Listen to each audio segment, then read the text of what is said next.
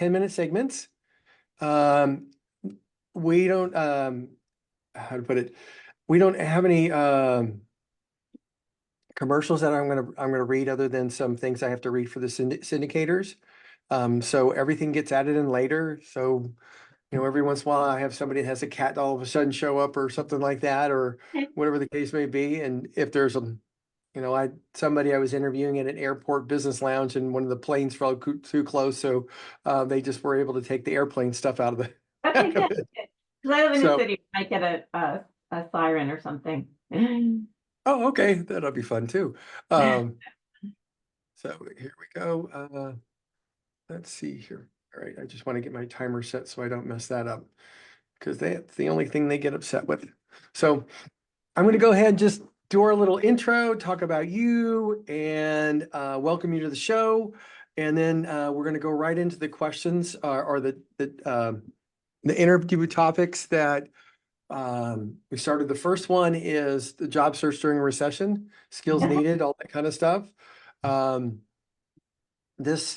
Your topic has become a more and more of an important one because of what's going on economically, Yeah. because we're starting to see job losses or layoffs increase. We've got a number of people who are not happy with their job and they're looking to make changes, all that kind of stuff. Plus, we got year end, so they have New Year's resolutions. Yeah. So, Yeah. so probably not Um, something. okay. And Sorry. are there questions are you going to take questions from the audience, or do you have just prepared No, questions? I have, what I did is we sent out emails to our viewer email list, and we get we have like almost 700,000 people listen. So Oh, we get a number of people say, I want to know about this, and this. So okay. I was gonna um, uh, during recession, um, job search autonomy, gigantic, okay. And career pivots, that's really big. And if we get any further, it would be more like cover letters and LinkedIn and stuff like that. Okay. Okay, good. But those are the ones that, of the whole list, those are the biggies, because people I Okay. think are really looking at what's moving forward as opposed to, um, nobody really cared about the Great Resignation anymore.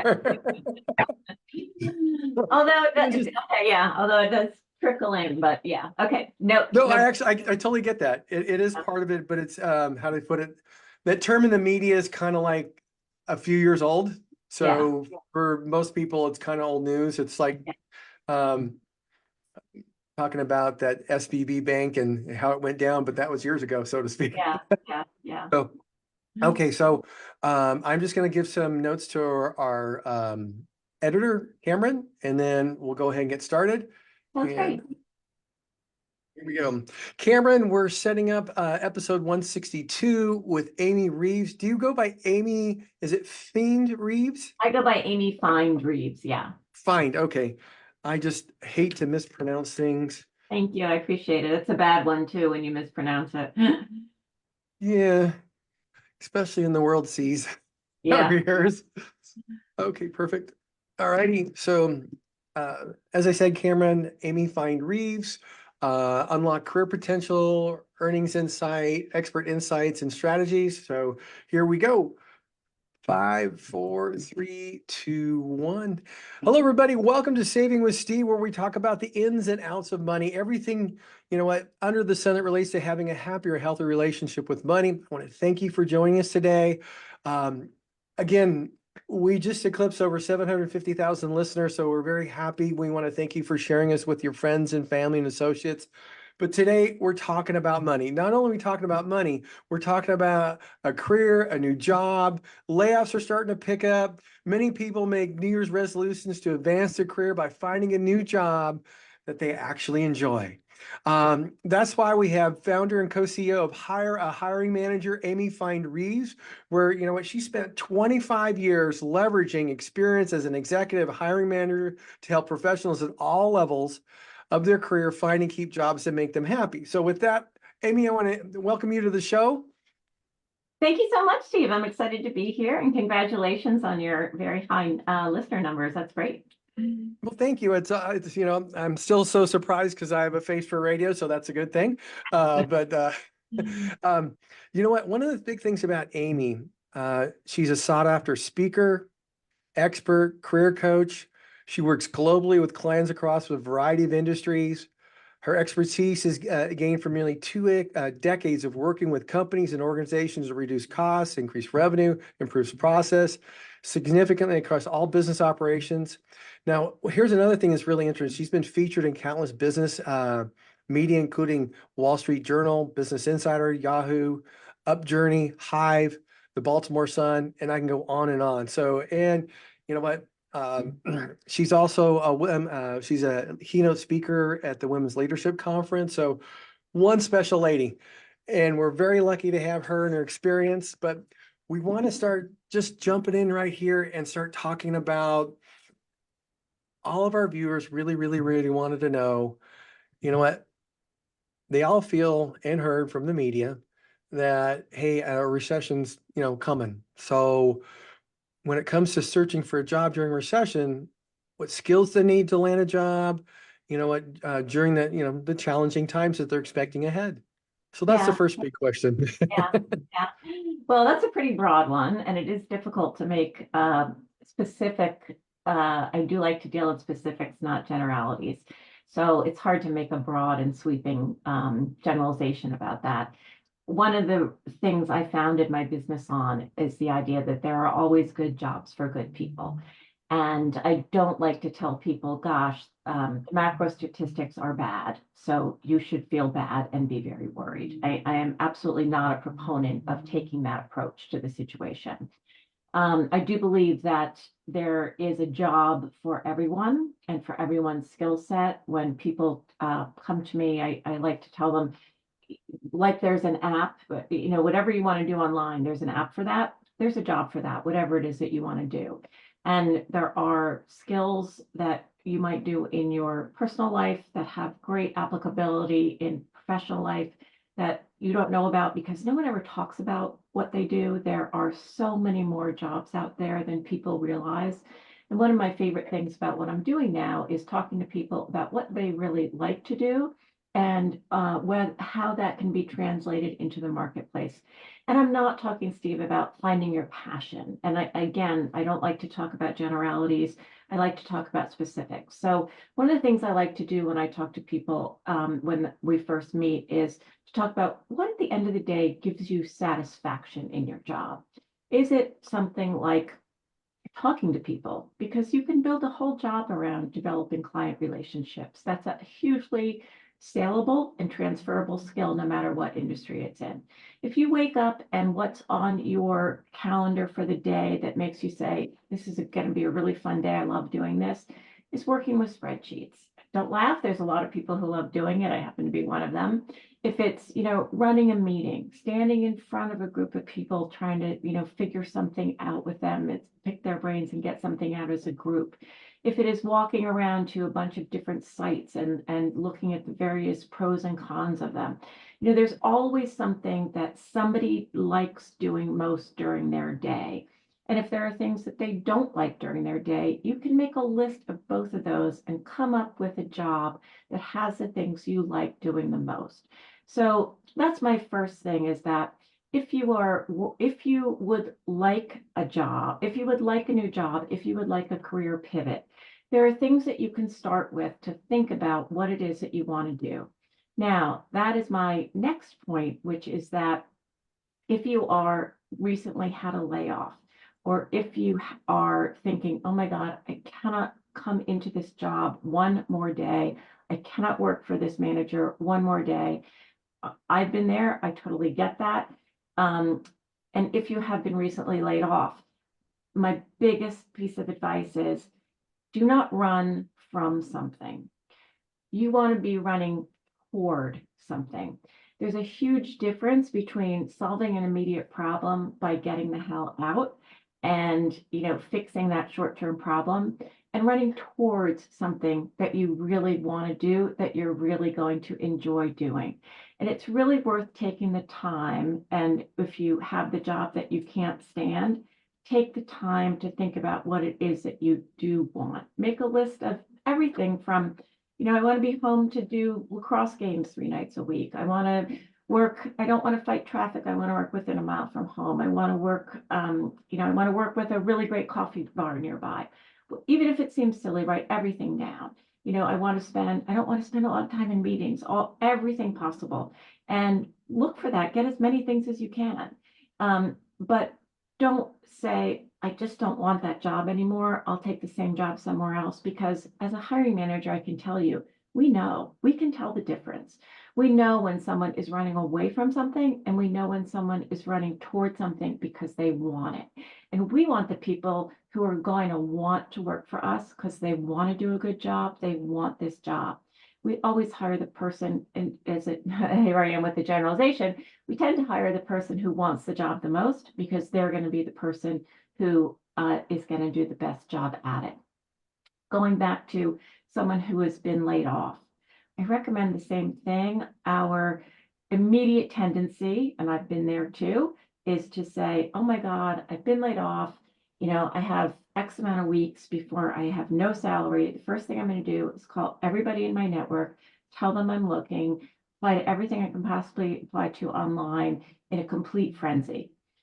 At about 3 weeks later, you probably haven't had much luck, or you've had a couple of starts, you're exhausted, you're depressed, and you're completely worn out. That's the point when you should start looking. For anybody out there who has been laid off, or God forbid, may be laid off at the end of the holiday season or during it, my best advice I can give you is take time off. Absorb it, get used to it, get over it. You do not want to go into a job search emotional. You don't want to go into a job search with the idea that you have any of the emotional scarring, anything left on you where you feel like you were given a raw deal, that you feel like are going to badmouth the old company. You never want to say in an interview that you've had a bad experience, only a learning experience. So what you want to do is just get over anything emotional that you have left for that company, for that layoff, anything related to that experience, and start fresh.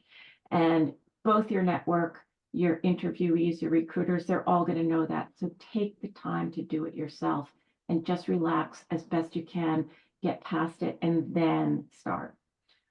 You asked me a couple questions and I gave you a lot of answers. I hope I did See, I'm just sitting here going, this is exactly what everybody wants to hear.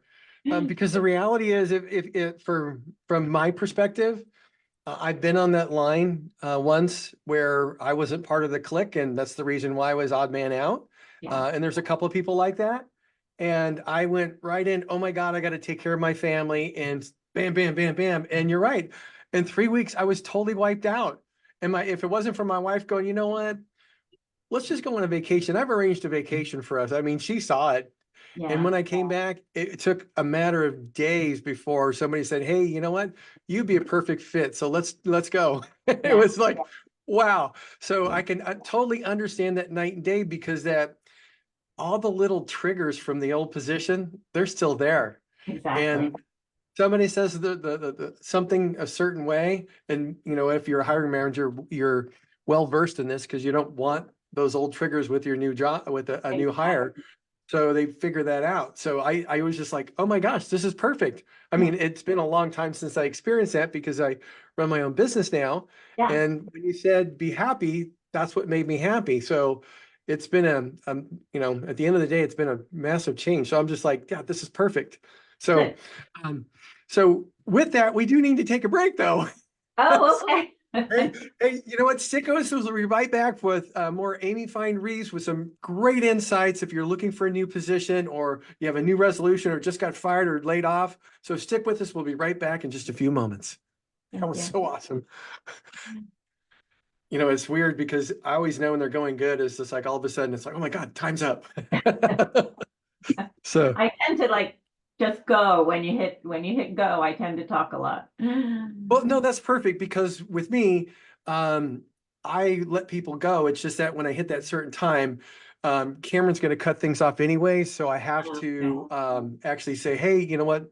Um, um, we have to take a break. So I'm going to bring us back in. Cameron, we're in segment 2 with Amy Feind Reeves. And here we go.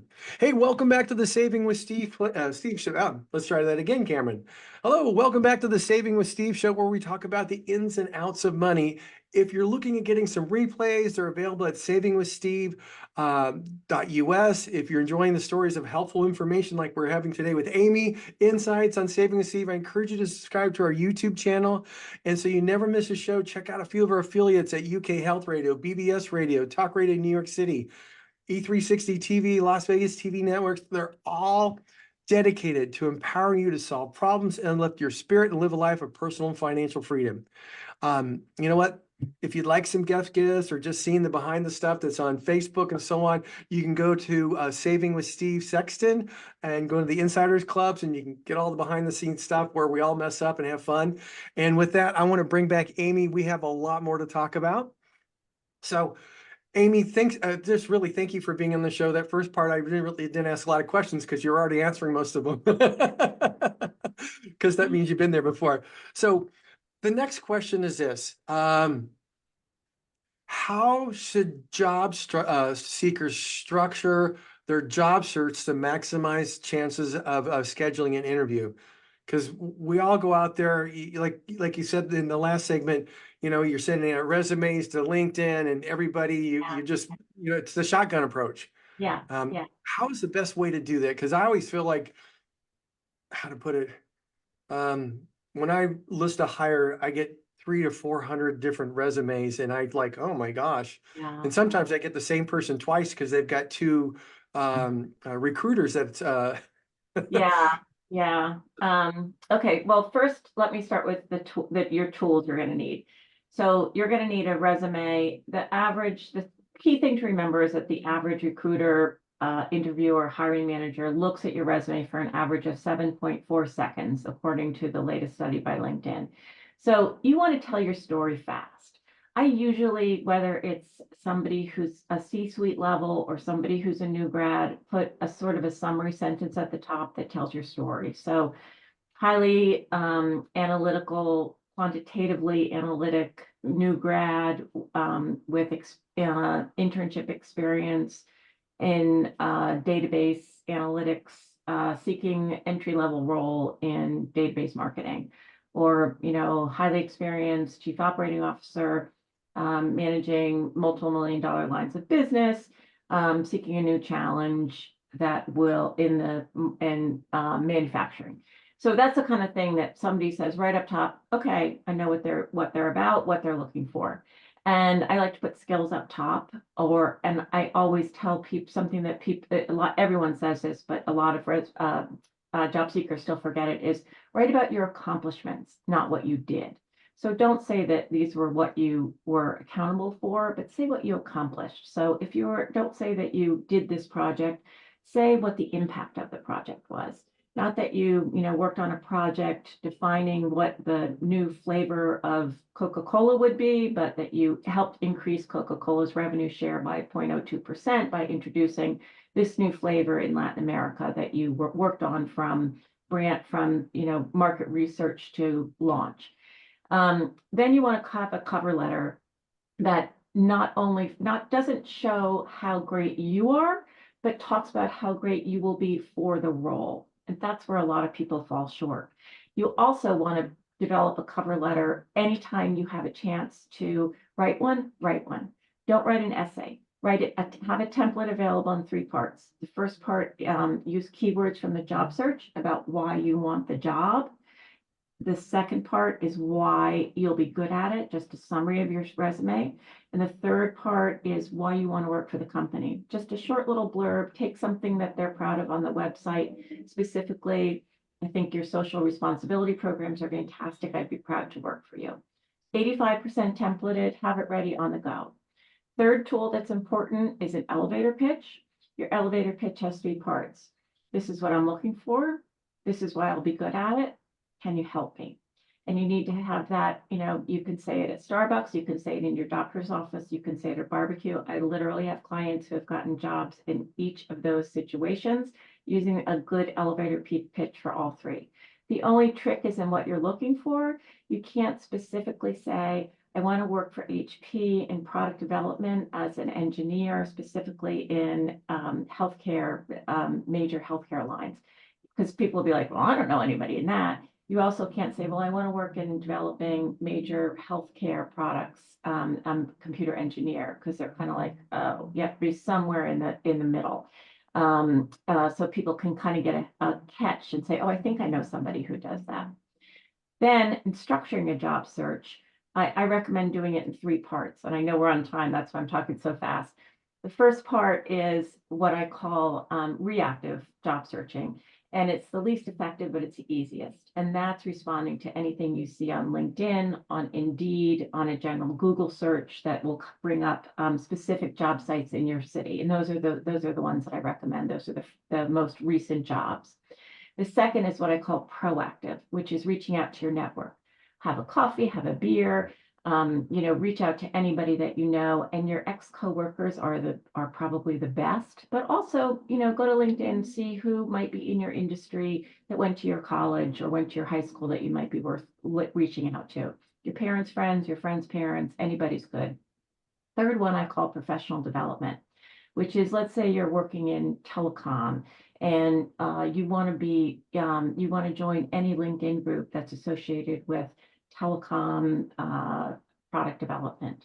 So there's groups for that on LinkedIn. You want to follow thought leaders in the area. You want to join those groups. You want to read those webinars. You want to see what professional associations there are.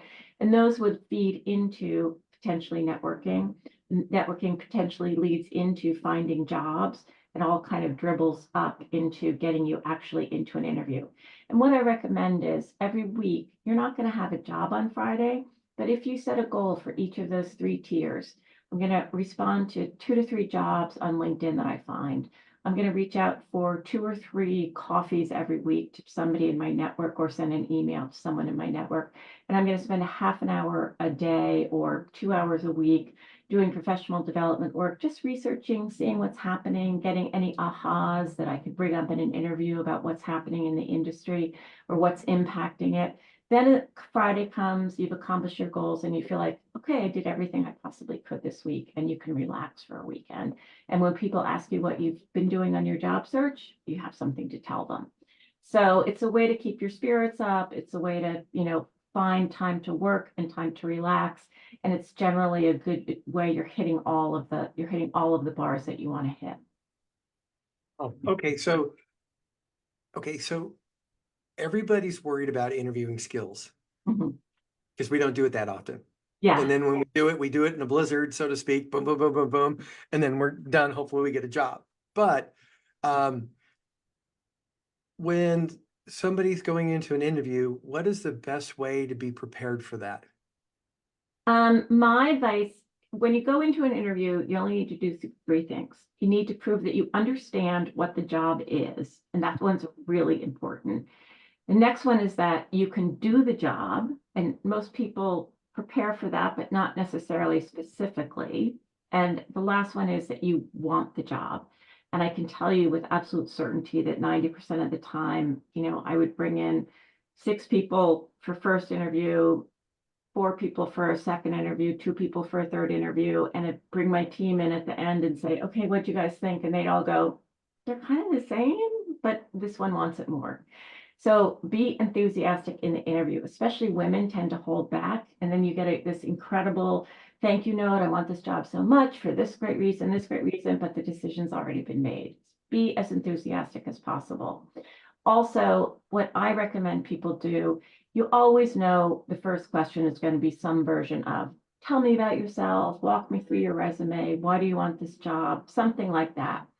I recommend taking control of the interview right up front and saying, let me just tell you before I do any of that, or it might just flow into the conversation. Here's why I think I really want this job. Here's why I know I'll be good at it. Here's why I want to work for this company. So some version of your strongest elements right up front, very quick. Never start an interview with, well, in high school I did this, or, you start now and work backwards. Be fast. Most times the lower an interviewer is, like if it's somebody who's just screening your resume, they'll have a list of questions you have to answer. So they'll be like, tell me about a time when, it's a very scripted. The more senior a person is, that someone will hand them your resume on the way in the door, and they'll be like, so you went to this college. And then, well, they won't listen to you while they're looking at your resume. But if you start out right up front with, look, here's why I want this job, they'll kind of throw your resume away and just talk to you. And that's what you want. That's what you want to really have somebody engaging with you. The other thing I like to tell people is take your strongest examples right up front and craft a story around them. So I worked on this great project in college, and it made me realize that I really wanted to do corporate finance because I saw the impact that capital structure could make on this company, the various ways that they could do it. And I just really loved working with accounting, and I just thought this is what I want to spend my life doing. And here's what my part was in the role, and here's what our conclusion was. And I just really, really loved doing that. And I know you work long hours in this role, but I would love to be able to do that. So that's the kind of thing you can tell that story as an answer to. Tell me about a time you did a group project and what role you played in it. Why do you want this particular industry? Tell me about a very quantitative project that you did. Tell me about a time when you did a project that you really loved it. If you have 3 of those stories, you can, and you get them in advance, you're already really prepared for 90% of the questions they can throw at you. And you can prepare them in advance and use your strongest examples. That's wonderful.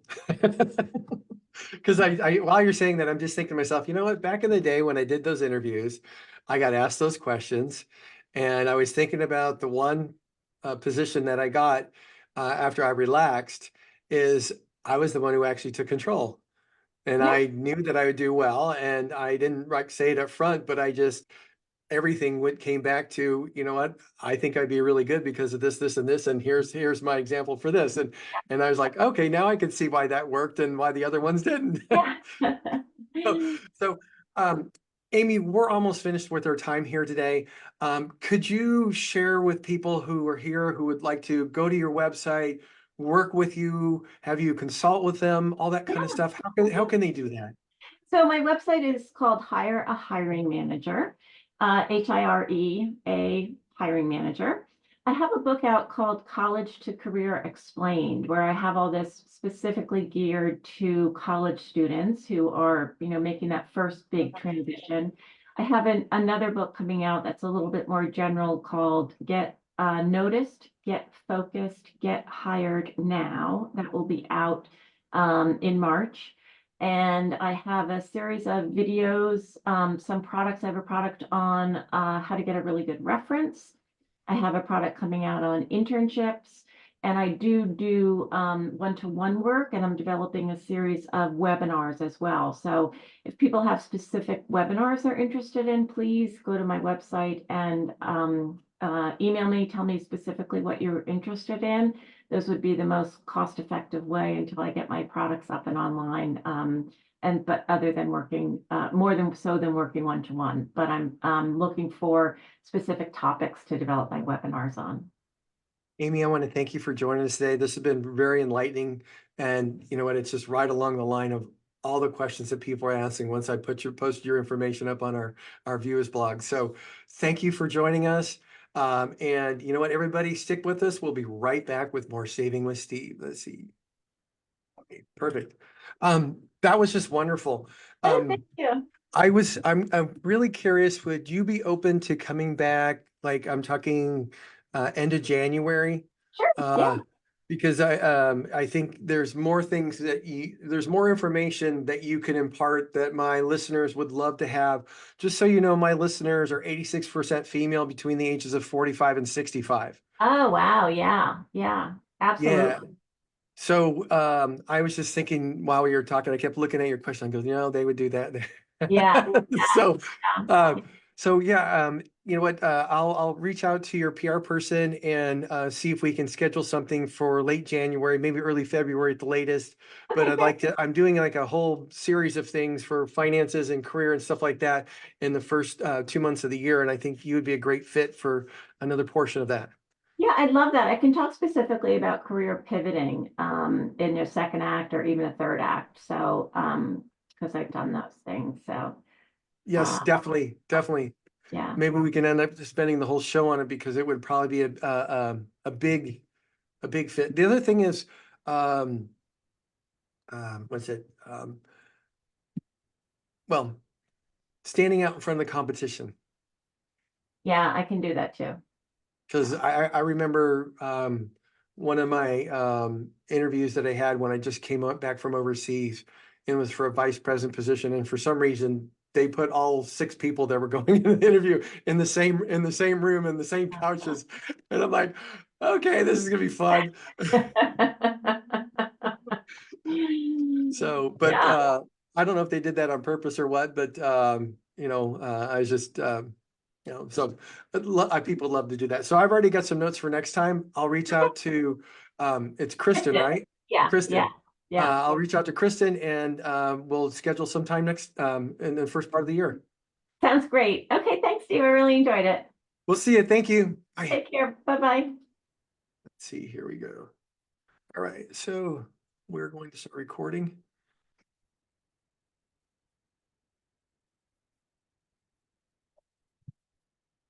Cameron, this is the last little segment on my piece. Hello, welcome back to the Saving with Steve show, where we talk about the ins and outs of money. That was Amy Feind Reeves talking about career potential, the experts' insight and strategies for getting a new career, getting hired in a recession, the whole shot. Now, let's talk about some tax planning because we're right at the end of the year. One of the strategies we want to talk about that's completely overlooked. And you know what? I just want to say this, folks.